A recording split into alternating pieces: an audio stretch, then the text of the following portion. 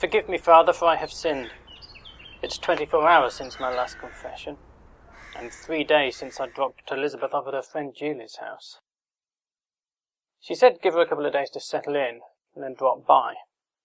Well, I planned to hold off a bit longer, but after my chat with Quentin, I felt like there was a real chance she'd take me back. And I've been waiting 5 years for that. That's long enough. Julie answered the door. We'd met before. Elizabeth had hidden out here back when I used to pester her. Julie acted as a buffer, making sure I didn't get the contact I craved. She didn't like me then, and it was pretty clear her feelings hadn't changed much. Elizabeth must have filled her in on new developments because she let me in, which was a first, but she didn't seem too happy about it. She showed me through to the living room where Elizabeth was watching Loose Women.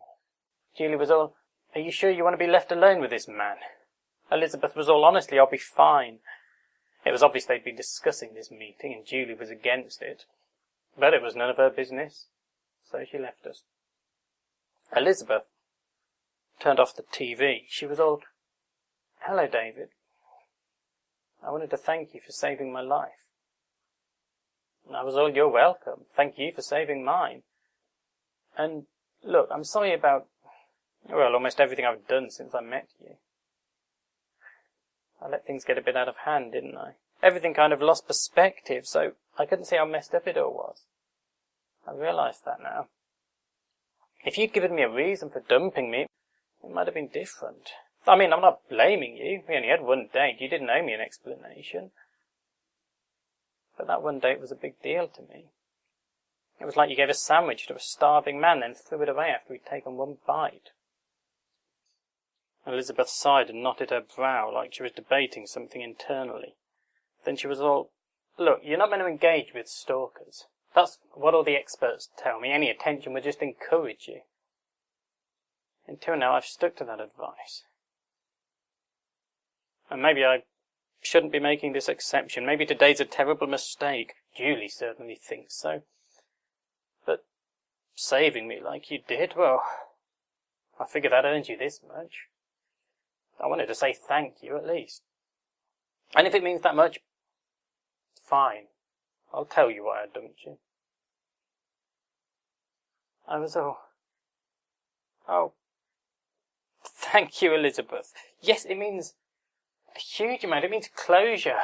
And I promise you, today isn't a mistake. I've changed. These last few weeks have given me a new perspective. There's no way now I could go back to how I was before. I suppose I've grown up. But I still need that closure, so yes. Please tell me why we didn't get past our first date." And finally, she told me. She was all, "I actually had a pretty nice time. I thought you were kind of shy and awkward, but basically a nice guy, and I could see it going somewhere. And we went back to my place, and we started snogging, and then, when things were getting heated, you made me a promise." I did make her a promise. I was all, "I'll always be here for you, Elizabeth. Whatever happens, I'll protect you and care for you and look out for you. Come what may, the one certainty in your life is that I'll be watching over you. I swear to you, I'll protect you forever." It was the promise I almost broke when I jumped off the cliff, the promise God saved me to keep. And I thought, this is brilliant, because I could see where she was going. She was going to say that she thought I was lying, that I had no intention to keep that promise, that it was empty words to get her into bed, that she'd dumped me for my dishonesty, but now I'd kept the promise. I could prove it. I'd tell her about the cliff and everything that happened since, and she'd realise that I never lied to her, and everything would be okay.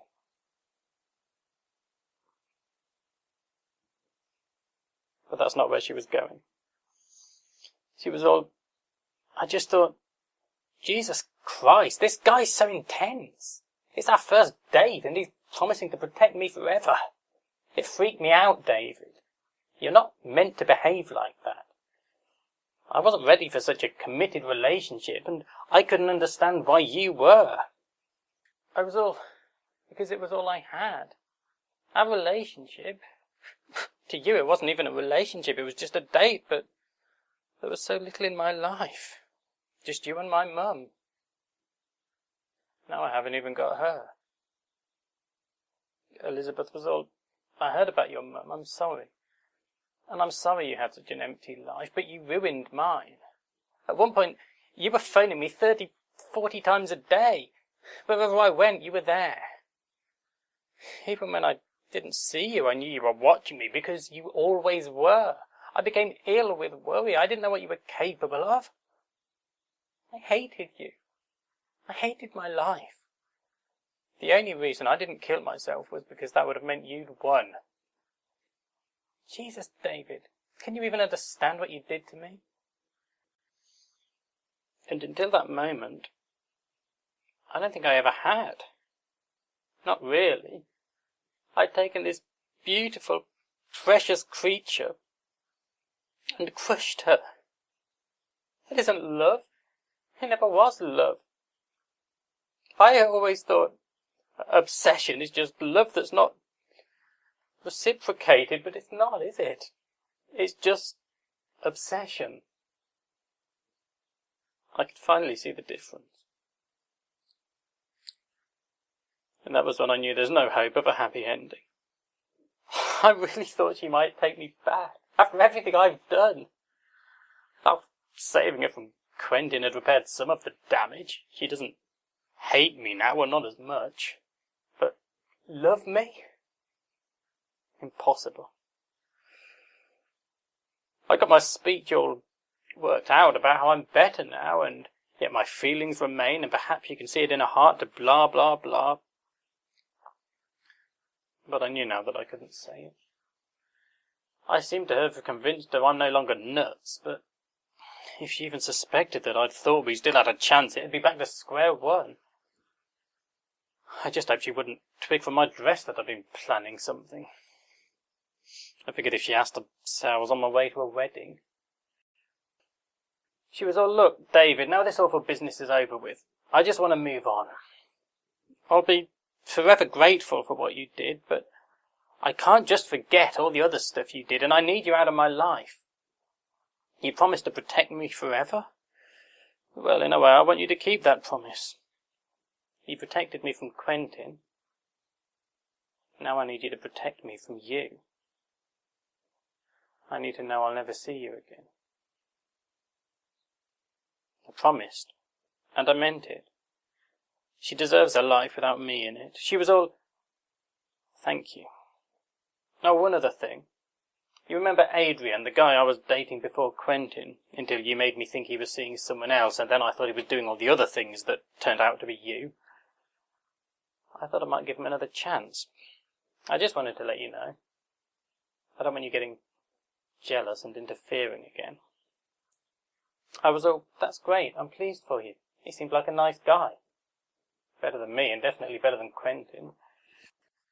Elizabeth was all, yeah, exactly, as long as he doesn't try to kill me, it's a step up, right?